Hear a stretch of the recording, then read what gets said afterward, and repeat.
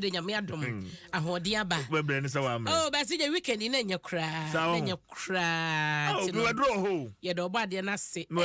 anu aduro papa fi na nwumre die na to ye din ya me nche no o de mi wia me be ma wa kire ho me hu wa kire me sakra nka Friday no kra nka me ka kire ho ka emfa me nto ho sa so kafra eso ni nyina ye ai ye me da se na aja ye nyina ye de ani gye ani osebo ekodi nkunima na dwi e wo Mozambique Suisa Black Stars a ekosi akan ni ti no aye de kama me fa da obokrata no emuama niam we no chese front pages na tawtaw ni sorry so na ne wo hye train daddy da haidi asije train de efe pa before the weekend am hu pictures ni Poland neba efe sa ja Abena ni so de hu so mo be revive ba ne yeketeke ni dwumade ni se de na ja kwanto sem kakane no so fin kran ha no ko nsa wam wo tena train mu anu wadro tie ma bank kran be di dwane no mu nyina fa train ene ne afi ni si iti no mo chese ani braba gidigidi a Abani guso a chese ye hwe ma ankwankosi ogefo bosom ni finfini ho de February mede ho no no na ababelande wo Ghana nti no ye hwe na ni medie ebedura na mebo abaso se je wo ti ase ebedura na mebo abaso ye se ye hu oba ni ma ye nye den ye nsekete na se woni gidie gidie Bible no so chese gidie ni ne ye ni hu enso ye wani da so se ewo emedru na nya adwuma ne yehunu se pa eba na fe yehunu se he abasobo ni de chena abasobo ne ba medase eno da che enso amede ukọ bosomcha baton pesia no so weekend ya na ne omo special delegates meeting bi ekoso oma endorse Dr. Yose Adutwum ese 2024 na parliamentary candidate e de ma bosomche constituency aje se oma man saso fefefe o hase ya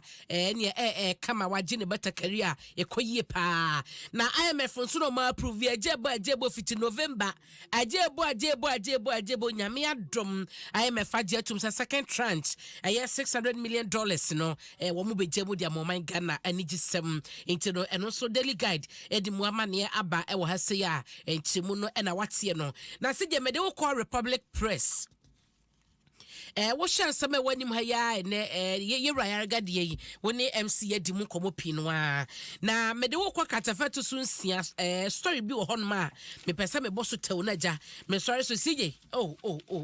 you assume na eti ade wonim say yese enkan ha ya osu ha ya o ena papa ba kwa no wo hye din a kwadubofo de ba ya efre no Daniel Hafia komla na oti osu aja wono no oche oye master into our apprentice a omo se na se na abrante ba kwa no de 37 years a womo eche so wono akwakọ wia panyin ni sika 15,000 Ghana cedis kan sika 150 million eno kokọ wia into obi di sika bre master yi eso ode baba ye adwuma ma ode I say obaye adwuma eno di sika ne baye ena se ode sika ne kwoto dem na apprentice ode no ho na wia sika no wo wia sika na ode dwane ko okumase ya hwehwa branch hwehwa na yehu no mo kwoto no a efiti 10th January edikosi 13th January no sika no wodi mu chese efa awema anya se okwaji hotel asawo forma no makomako nwotwe ena 10th 11th 12th 13th wodi arewom eti de oba sika no otua be 350 Ghana edikosi 550 Ghana in between owie ya no wakope backpack ato watoto boxer shorts ni ade eti 15,000 Ghana cedis na owie no omokote no na ka 380 Ghana what they are rigorous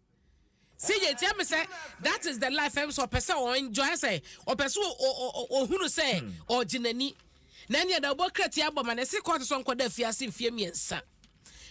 court say onkoda fiase mfie miensa Cross Circuit Court na etina asem no so na ehwehwemu no chesa branch friend Richard Boamio ena ne sika no wase no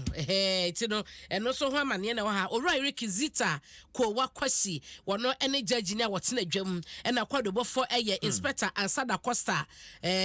ono ena cheso ye kwadobofo asemi wodi akire ti no 380 Ghana ne de massage na de ba de aka ne de guest no sika no ase ti eno so ho asem e wo ha se obi se na ti wo wanya sika de ode koye ye no live the life of a rich man. Sikano wamre na unya. Na no so to me the double ene mai mienu no maba na mienu ko na mienu aba no moko enti no eno republic dia ba ha se na no chin so no IMF approve o mo dia ba second tranche no so no eno so eho asabo eda ha se ya ebomu amane na Western Togoland so masa ka mo ho biem o ma launch new task force 2024 abato ya o man eko no o mo ni o mo ebedi dwuma no so ho asabo eda ha ti sije e fa ne se da bokata yi de dodo no mo amane bo e na media ma na why ti no de ma me fancy he ya bre no eko na de aka no ento aso pepepe e wo ha na de me de wie e wo so no CJ mede wo ekwa Fanti Akwa North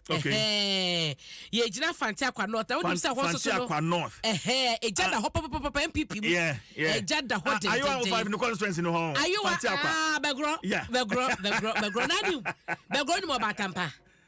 Obatampa ye fa no Barbara Makara na sije mami omo kyese oma omeye mrase bedwani na so adwuma oye wo hodom no kyese bro manfo no so se weekend ya no ayo manfo ni bi ni samtwo for kasa ye omo kyese mami ebie eye fund a eno no omo be fa no Obatampa fund sa fund we no eye welfare fund a wo de sika 100,000 Ghana cedis na eshim na animani ya no o de 50,000 Ghana cedis na eto ase aso be ye mrase bedwani obesa so 50,000 no abeka ho eno dan chenso afibia no or the 10,000 Ghana cedis na beka ho eno no ebeboa ama omom ye electoral area coordinators and a police station executive say wo constituency hodom no ebenya so emfaso enye no komoche so abe establish office hodom a wodi ti omanfo no ahohiehia no wo nsem ede boa wom nti wo se Barbara enya maye mrase bedwani na adwuma oye no de so wo hwem so no nkoa ne oba o contest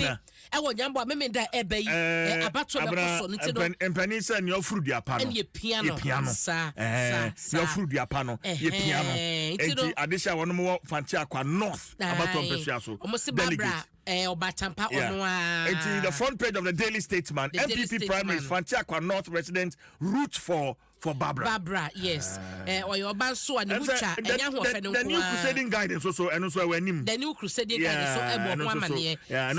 also MPP primary Fanti Akwa North residents root for Barbara and also the new crusading guidance enti said omo kanu ide na chese sa na be adwuma de na adwuma na maame na hyase a oye no o man for de chese o mani so wonsa to da bi e ba no abato mu aya na no enya ho ofe so ahu eye de otumi ye eye omodembo e de na wodi kan ye ansana wo hwe so obi meto abama na ebra be yemrese bedwani enti wodwuma na waya omanfo ahunu no eno na wo se ma wo sa card no a green card no a wo be komrese bedwafi no enti sade omanfo no eka no se sa na tie dia na chese mami